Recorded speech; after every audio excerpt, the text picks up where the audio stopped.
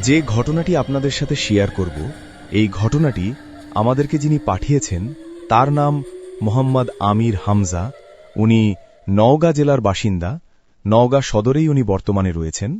আর যে ঘটনাটি উনি পাঠিয়েছেন, এই ঘটনাটি উনি ওনার এক পরিচিত চাচার কাছ থেকে সংগ্রহ করেছেন। ঘটনাটি সেই চাচার সাথেই ঘটেছে। চাচার নাম হচ্ছে মোহাম্মদ হাফিজার।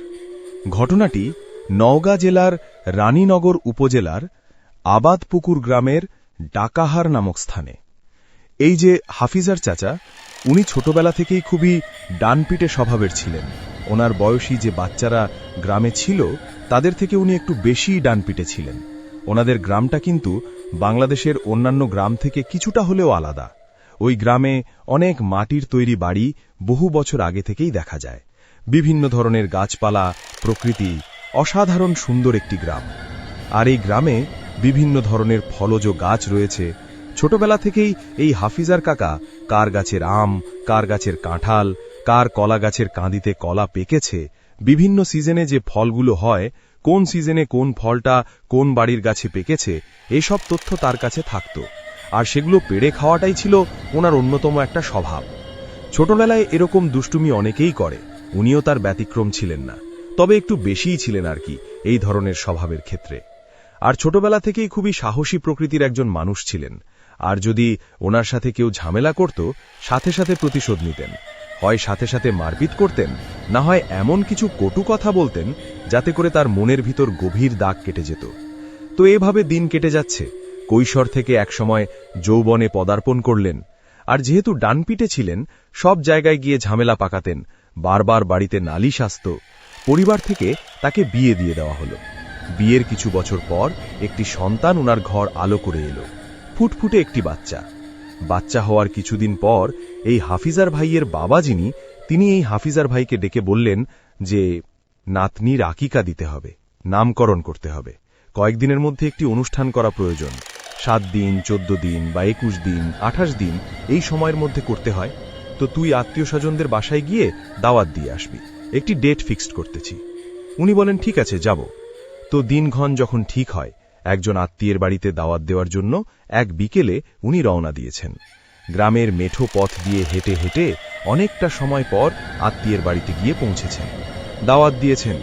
গ্রামে কিন্তু একটা সময় দাওয়াত দেওয়ার সিস্টেমটা অন্যরকম ছিল। এখনও সেটা যদিও দেখা যায়, তবে বর্তমানে আমরা মোবাইল ফোনের মাধ্যমে দাওয়াতগুলো দিয়ে থাকি। তবে আমাদের বাংলাদেশের গ্রামীণ যে কালচার, সেটা শহরেও প্রবেশ করেছে। এবং সেই কালচারটা হচ্ছে যে কাউকে দাওয়াত দিতে হলে সশরীরে সেখানে গিয়ে দাওয়াত দিতে হয়।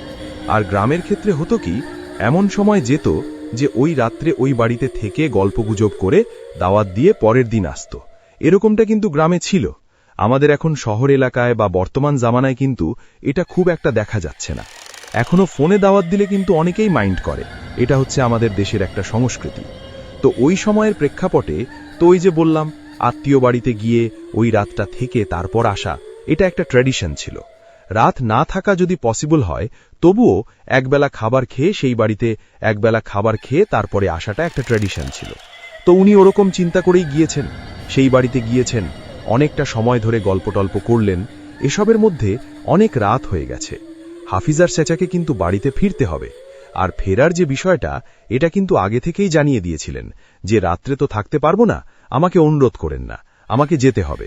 যেহেতু একদম ছোট বাচ্চা, নবজাতক বাচ্চা, ওর মা এটা ভালো চোখে দেখবেন না যে রাতের বেলা আমি বাড়িতে নাই, আরেক বাড়িতে গেছো, দাওয়াত দিয়ে চলে আসবা, কেন থাকলা, ছোট বাচ্চা নিয়ে সে একা একা থাকবে। এই জন্য এই কথা আগে থেকেই বলে রেখেছিলেন, যার কারণে আত্মীয় স্বজনরাও এই বিষয়ে খুব একটা অনুরোধ করে নাই, যেহেতু আগে থেকেই এই বিষয়টা খোলাখুলিভাবে বলে নিয়েছিলেন। উনি তো আসলে বাড়ি থেকে বাইরে বের হয়েছেন, বিশেষ করে ওই আত্মীয় বাড়ি থেকে। রাত তখন ওই সময়ের প্রেক্ষাপটে এখন থেকে প্রায় 40 বছর আগের কথা বলছি, 80-র দশকের কথা বলছি।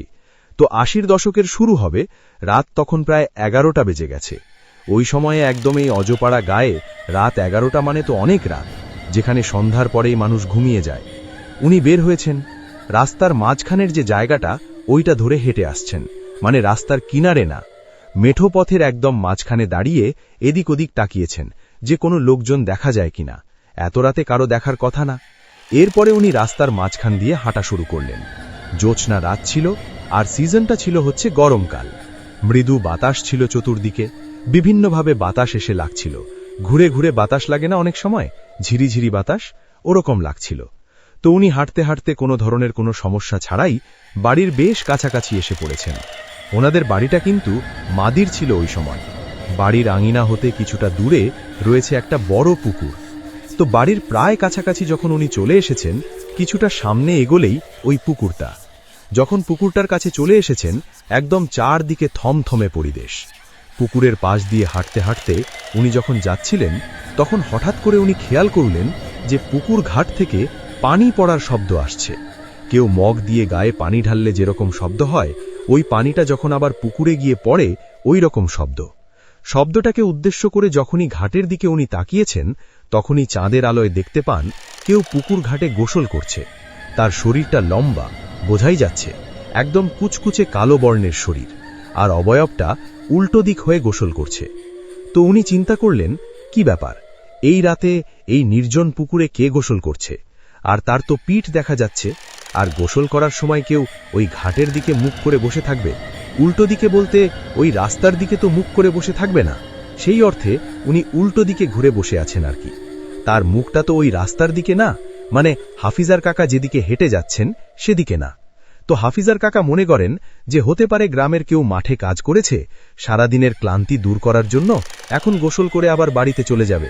কিন্তু এত রাতে তো গোসল করার কথা না, আর এত উঁচু লম্বা মানুষ এই গ্রামে আছে বলেও তো মনে হয় না। এরকমই চিন্তা করছেন উনি। বিভিন্নভাবে চিন্তা করার পর উনি শিওর হন যে না রে, এইটা তো কোনো মানুষ না। এত রাতের বেলা কখনোই তো কোনো মানুষকে এখানে গোসল করতে দেখি নাই, আর এত উঁচু লম্বা একটা মানুষ এই ঘাটে গোসল করবে? এটা তো চিন্তাই করতে পারি না। উনি তখন বুঝতে পারেন ওটা কোনো মানুষ না। আবার উনি শিওর হচ্ছেন যে আসলেই কি মানুষ না, না আসলেই কি মানুষ না। উনি তখন সাহস সঞ্চয় করে সামনের দিকে এগোতে থাকলেন। উনি যত সামনের দিকে এগোচ্ছেন, ওই অবয়বটা ঠিক ততটাই লম্বায় বড় হচ্ছে। উনি তখন শিওর হলেন যে এটা আসলে কোনো স্বাভাবিক মানুষ না, এটা অন্য কিছু। উনি পুকুর ঘাটের ঠিক কাছাকাছি গিয়ে যখন দাঁড়িয়েছেন, তখন সেই অবয়বটা পুকুর ঘাট থেকে উঠে দাঁড়ালো। উঠে দাঁড়ানোর পর হাফিজার কাকা দেখলেন যে সেই অবয়বটা উচ্চতায় প্রায় 10 থেকে 12 ফিট হবে। তার শরীরটা কুচকুচে কালো এবং সারা শরীরে বড় বড় লোম, মুখটা বিভৎস, চোখগুলো আগুনের গোলার মতো লাল। সেই দীর্ঘকায় অবয়বটা হাফিজার কাকার দিকে তাকিয়ে এক বিকট হাসি দিল। সেই হাসি শুনে হাফিজার কাকার বুকের ভিতরটা কেঁপে উঠল। ছোটবেলা থেকে উনি যতই সাহসী হন না কেন, এই দৃশ্য দেখে ওনার হাত পা ঠান্ডা হয়ে আসছিল। উনি চাইছিলেন চিৎকার করতে, কিন্তু ওনার মুখ দিয়ে কোনো শব্দ বের হচ্ছিল না। মনে হচ্ছিল কেউ ওনার কণ্ঠনালী চেপে ধরেছে।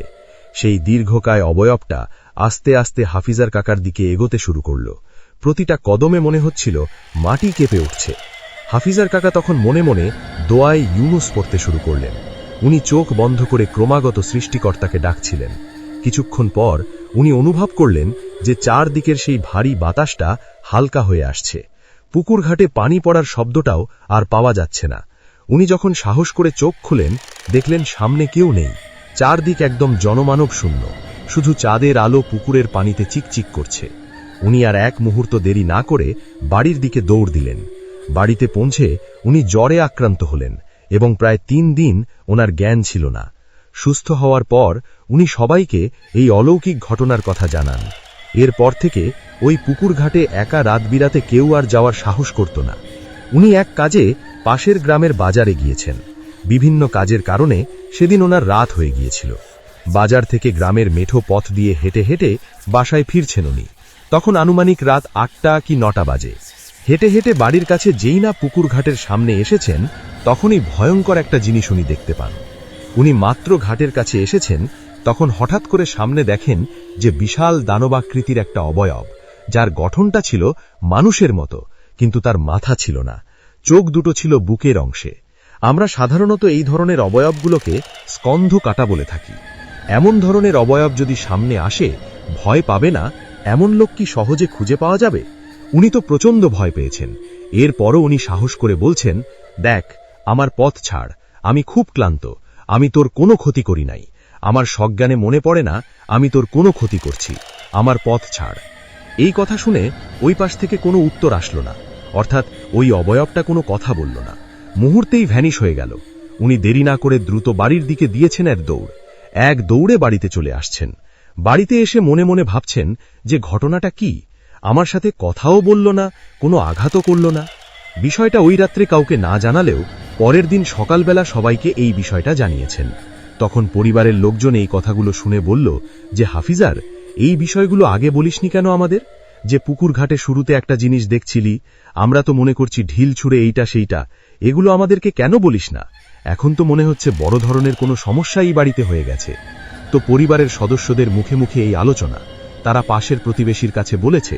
এভাবে গ্রামে এই বিষয়গুলো বেশ চাউর হয়ে গেল যে গ্রামে এই ধরনের একটা সমস্যা হচ্ছে একটা বাড়িতে, এই হাফিজারদের বাড়িতে মূলত। এই হাফিজার চাচা ওই রাতের বেলা একটা জিনিস দেখেছে, এরপর থেকেই সমস্যা। এখন লোকজন বিভিন্নভাবে পরামর্শ। এর মধ্যে পাড়ার এক চাচা এসে জানালেন যে নাটোরের মাধবনগর নামক স্থানে একজন পীর সাহেব রয়েছেন, ওনার কাছে যেতে এবং এই বিষয়ের একটা সমাধান চাইতে। ওনারা দেরি না করে দুদিন পরে, এই দুদিনের ভেতরে কিন্তু সমস্যা চলেছে, সেম সমস্যা, দুদিন পর ওই পীর সাহেবের কাছে ওনারা যান। নাটোর জেলার মাধবনগর উপজেলায় মূলত ওই পীর সাহেবের বাড়ি। তো পীর সাহেবের সাথে গিয়ে দেখা করার পর সব ঘটনা খুলে বলেন এবং ওনাকে অনুরোধ করেন যে ওই পীর সাহেব যেন এই হাফিজার চাচাদের বাড়িতে আসে। পীর সাহেব বলেন যে আমি এভাবে কারো বাসায় আসলে যাই না। তো অনেক অনুরোধ করার পর উনি বললেন যে ঠিক আছে, আমি আগে খোঁজ খবর নিয়ে দেখি যে বিষয়টা কি। যদি মনে হয় আমি ওখানে গেলেই সমস্যার সমাধান হবে তাহলে আমি চেষ্টা করব যাওয়ার জন্য, আর যদি দেখি যে না, সমাধান এখান থেকে করা যায় তাহলে এখান থেকেই করব। তো মোটামুটি ঘণ্টাখানেক পর পীর সাহেব জানালেন যে তোমাদের সমস্যা ওখানে গিয়েই সমাধান করতে হবে, এখান থেকে সমাধান করা যাবে না, আমি দুদিন পরে আসব, এটা উনি বলেন। তো পীর সাহেবের কথা শুনে হাফিজার চাচা এবং ওনার সাথে যারা গিয়েছিলেন ওনারা বেশ স্বাচ্ছন্দ্য বোধ করেন। এরপর পীর সাহেবের সাথে আরও কিছু কথাবার্তা বলে কুশল বিনিময় করে হাফিজার চাচা সহ ওনার সাথে যারা গিয়েছিলেন তারা বাড়ির দিকে রওনা করেন।